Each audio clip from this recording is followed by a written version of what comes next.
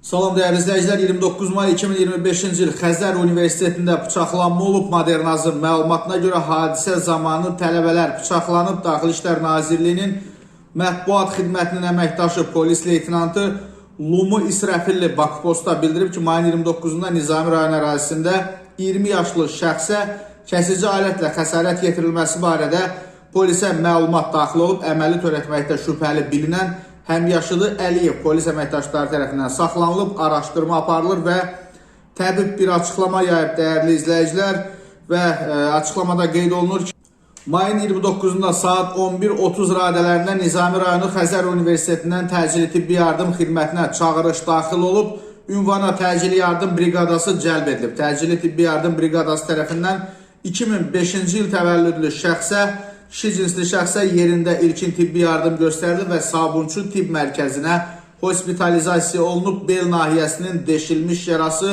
sol bazunun kəsilmiş yarası diaqnozları təyin edilən şəxsə zəruri tibbi yardımlar göstərilib və əməliyyat blokuna alınıb. Hazırda pasiyent üzərində cərrahi əməliyyat aparılır. Vəziyyəti ağır qiymətləndirilir. Məlumatda qeyd olunub.